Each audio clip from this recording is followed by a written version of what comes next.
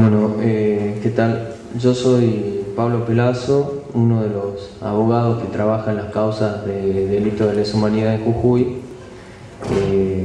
Somos 4 abogados que trabajamos junto con Eva Arroyo, que realiza la investigación en las causas, y también junto con familiares, expresos y demás miembros de organizaciones de derechos humanos que también vienen trabajando de hace mucho tiempo en esto. A partir de una selección que se hizo por la situación de las causas, en la que se encontraban las causas antes de la declaración de inconstitucionalidad de las mismas, ya trabajando en los juicios de habeas data, veníamos viendo la posibilidad, en el caso de que cayeran y que efectivamente posteriormente cayeron las leyes de obediencia debida y punto final, de realizar un trabajo, presentarnos en las causas en las que estaban más avanzadas, ¿no? Estas causas eran las causas Escurta y Álvarez García, por lo cual esas dos causas, por distintos motivos, en el caso de Escurta, por la situación en la que se encontraba y desde nuestro punto de vista por la mala administración de justicia, avanzó como una causa individual escindida del resto de las personas víctimas que hoy forman parte de otra causa que se llama Giribaldi. En el caso de Álvarez García, por la situación, digamos, la circunstancia en la que fue secuestrado Julio Álvarez García, es una causa que tramita en forma individual, o sea, en relación a esa sola víctima. Después existen en Jujuy otros grupos de causas que acumulan, que aglutinan una serie de víctimas, en algunos casos más y en otras menos, 7, 15, 42 víctimas, como en el caso de la acumulación de Burgos, que es conocida como la causa Guerrero. Son los secuestrados de la noche del apagón y trasladados al centro de detención Guerrero. Después está el otro grupo de Tumbaya. También tenemos el grupo de Giribaldi, que les nombré, con 7 víctimas. Está el grupo de la causa Galeanes, esa es la conocida como el grupo de Tumbaya, donde hay 16 víctimas. En la causa Aredes, que acumula también un grupo más reducido de víctimas, son 5 o 6 personas. Después está la causa Bazán, Abelino Bazán, que en ese grupo no tenemos participación, digamos, no estamos presentados como querellantes, que es la causa conocida como Mina el Aguilar también. Y Bernard y otros, y Aragón. Estas son básicamente las acumulaciones en las cuales hoy estamos presentados con distintas querellas y tenemos participación a partir de esa representación de esas querellas en la mayoría de las causas. Como les decía, en la causa Mina el Aguilar, o sea, Bazán, no estamos presentados. El trabajo que venimos realizando tiene, más allá, digamos, del tiempo transcurrido por la vigencia de las leyes de obediencia debida y punto final, tiene una serie de obstáculos, digamos, que tuvieron que ver en un principio por la complejidad de las causas, o sea, la cantidad de causas y la necesidad de buscar cuáles eran los criterios de acumulación para poder avanzar y trabajar con un grupo de víctimas con una sola causa, sin necesidad de que los testigos tengan que, por ejemplo, declarar en cada una de las causas si tramitaban en forma individual. Esto fue, entre otras cosas, o es lo que permite que el hecho de que se acumulen las causas permite que puedan avanzar más rápido por este motivo, entre otros, ¿no? También tiene que ver con, o serían una expresión, digamos, de cómo fue llevado adelante el plan sistemático de represión y exterminio. O sea, no se llevó adelante en relación a personas en forma individual, sino que se llevó adelante en relación a organizaciones sindicales, a organizaciones políticas, a organizaciones también armadas, a organizaciones estudiantiles, a distintos tipos de organizaciones que formaban parte de lo que se había definido desde el Estado genocida como los delincuentes subversivos. Entonces, como les decía, este trabajo tiene muchos obstáculos o los tuvo en su momento, y a medida que va pasando el tiempo en el trabajo que realizamos en las causas, de alguna u otra forma se van sorteando estos obstáculos. Pero algo de lo que nosotros sistemáticamente nos hemos venido quejando tanto desde el punto de vista jurídico, o sea, con las presentaciones formales de la justicia y los organismos también realizando denuncias por afuera de la justicia, sea de forma institucional o pública, en la calle, tiene que ver con la continuidad que existe entre uno de los puntos señalados acá cuando se presentó al panel, que es la responsabilidad de la justicia federal setentista. Una de las continuidades que hubo desde la dictadura o con posterioridad a la dictadura en términos de la ocupación que realizó el poder usurpador genocida de las distintas instituciones fue la justicia. O sea, la judicatura pasó casi intacta del periodo de proceso militar a la democracia casi sin ninguna alteración. Esto quiere decir que la mayoría de los miembros del Poder Judicial siguieron formando parte del mismo, habiendo sido cómplices y habiendo participado en muchos casos activamente, como en los casos de los jueces que se ha juzgado últimamente en Mendoza, por ejemplo Romano, Miret y otros jueces que participaron activamente de las represiones y de las torturas. Como les decía, pasó casi en forma íntegra a la democracia, sin ninguna alteración, sin ninguna revisión, no solamente sobre la actuación, sino sobre las funciones que ejercieron esos y los delitos cometidos por esas personas, ¿no? Entonces yo creo que la continuidad de la responsabilidad me haría quitar a mí de alguna forma en el título acotado a los setentistas y quizás trasladarlo un poco, el ejemplo claro acá lo dio Martín Ávila con el caso de juez Lona, al trabajo que se viene realizando en la justicia hoy. Si bien hay muchos jueces como Rosansky, como otros jueces de la Cámara de La Plata, como el doctor Leopoldo Schifrin, que tienen un trabajo encomiable tanto en el aporte jurisprudencial que realizaron en las causas como en la forma en que se llevaron adelante las mismas, también hay otros jueces que han actuado, digamos, dándole continuidad a la impunidad en muchas de las causas. En el caso jujeño nosotros creemos que la forma en la que se analizó las causas en los autos de procesamiento, que son unos documentos, unos escritos donde los jueces explican cuáles son los motivos por los cuales se procesa a tal o cual persona y cuáles son los delitos que se le atribuyen y que se analizan. Por ejemplo, en los casos de auto de procesamiento de Jujuy, yo he señalado, y esto se ha repetido en muchos, yo creo que en la mayoría, en el 100% de los procesamientos de nuestra provincia, una consideración realizada por el juzgado donde señalan que las personas que han sido víctimas de los delitos que se le imputan a los militares o a los miembros de las fuerzas represivas del Estado son delitos cometidos de alguna forma por su participación en organizaciones consideradas subversivas. O sea, hay un mantenimiento de la figura de la teoría de los dos demonios, ¿no? Y de alguna forma se expresa como en algunos casos se justifica, o sea, indirectamente, ¿no? Como en algunos casos se justificaba la represión y en otros no.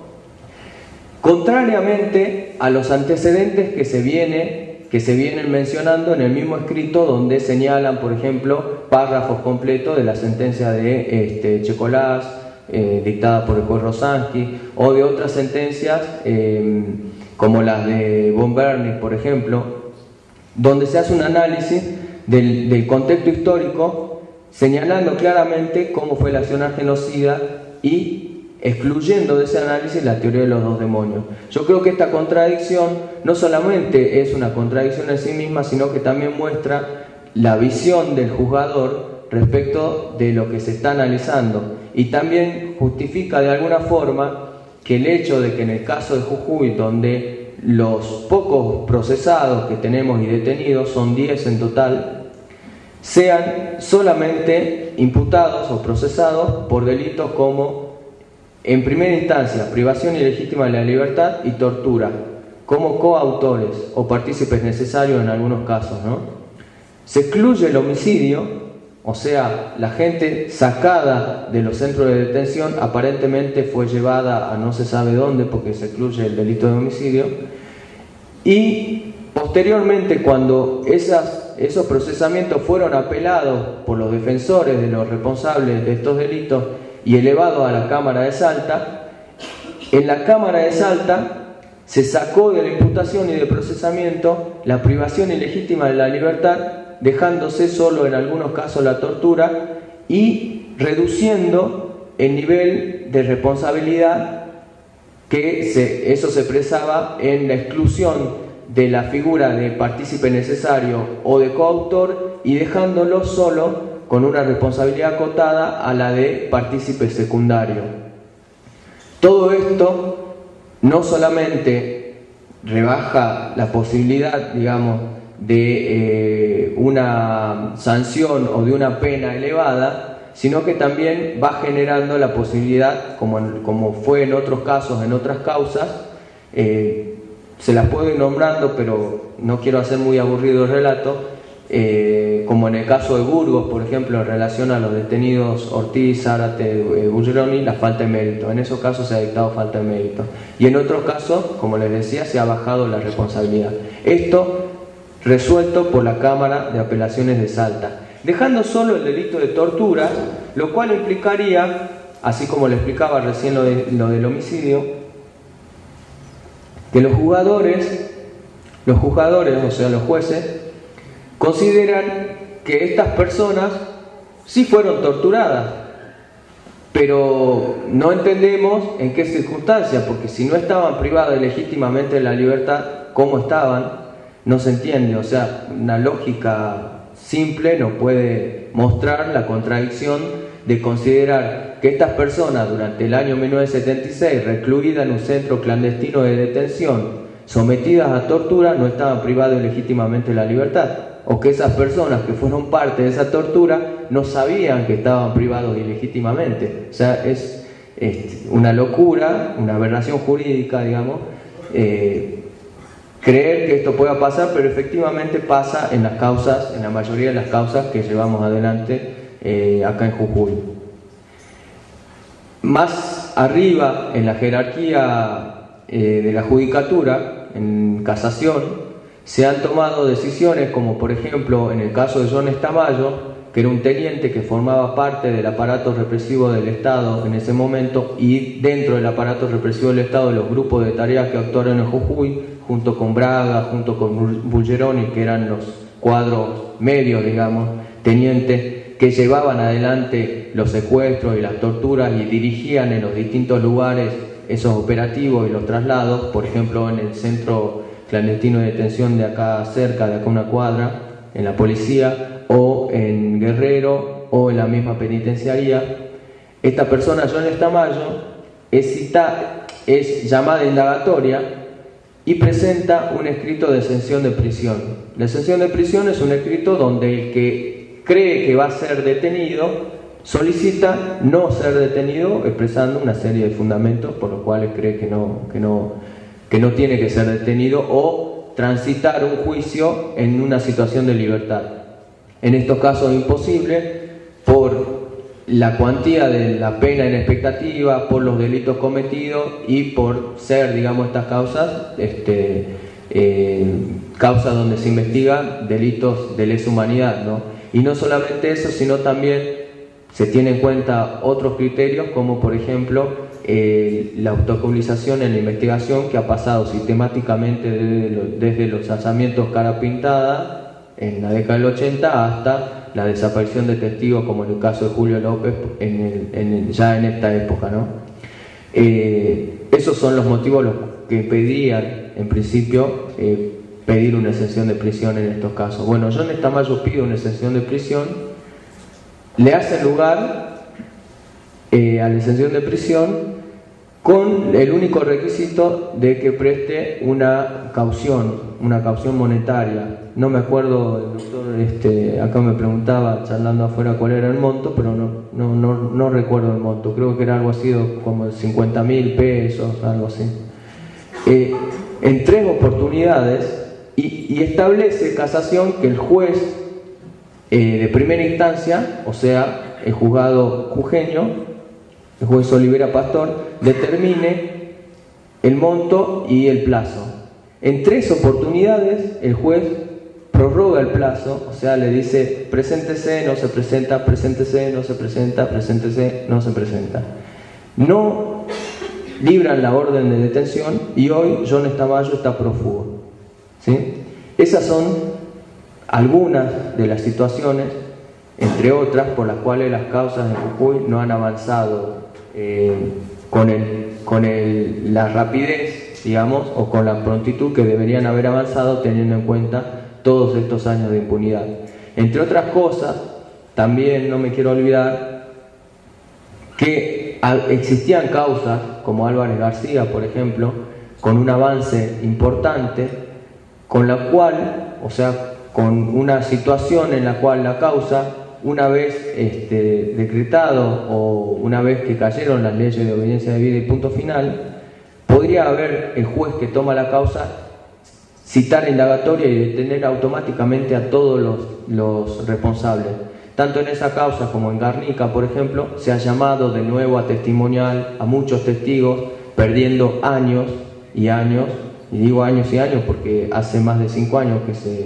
que cayeron las leyes de obediencia debida y punto final, y no se habían realizado hasta el 2009 ni las acumulaciones, que recién en esa época se llevan adelante, digamos, se efectúan las acumulaciones, y tampoco se habían realizado detenciones, ¿sí? Bueno, es un dato a tener en cuenta, digamos, para ver el nivel de impunidad que tiene la causa hoy. Tiene 27 años y tenía un solo detenido hasta hace relativamente poco, y el segundo detenido es Menéndez. También con esto quiero señalar otra de las irregularidades para nosotros cometidas en las causas que se llevan adelante acá en Jujuy, que es que así como se ha tomado indagatoria en Menéndez, la mayoría de las acumulaciones que les nombré, no se ha tomado indagatoria, o sea, formalmente no está ni siquiera indagado Bussi, que era el segundo en jerarquía en el área correspondiente, digamos, al tercer cuerpo. Con lo cual tenemos una situación muy irregular, digamos, y de una cantidad de detenidos muy baja. En Jujuy existen 6 detenidos, de los 6 tenemos, 10 detenidos, de los 10 tenemos 6 con prisión efectiva, 4 con prisión domiciliaria, uno es Braga, el otro es Menéndez, el otro es Vargas, y uno que está acá en Jujuy, que es Zárate. El resto están con prisión efectiva y faltan una cantidad innumerable de responsables ya que sean citados en indagatoria y posteriormente detenidos, sin entrar a analizar la necesidad y mejor dicho, la obligación de llevar adelante las causas en las cuales se puede llegar a imputar a los responsables civiles. Sabemos que miembros de la jerarquía eclesiástica como Medina está muerto, por ejemplo, entre otros, pero hay partícipes civiles, miembros del directorio de la empresa Ledesma, que ni siquiera han sido citados a indagatoria, ¿no? No quiero extenderme mucho en el tiempo, así que con esto voy a cerrar y bueno, estamos para las preguntas que haya, ¿no?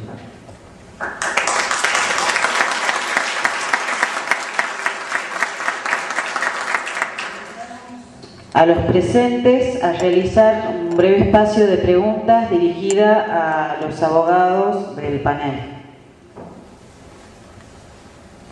Sí. Al doctor Pablo Pelazo, la palabra subversivo que dice el juez como querellante,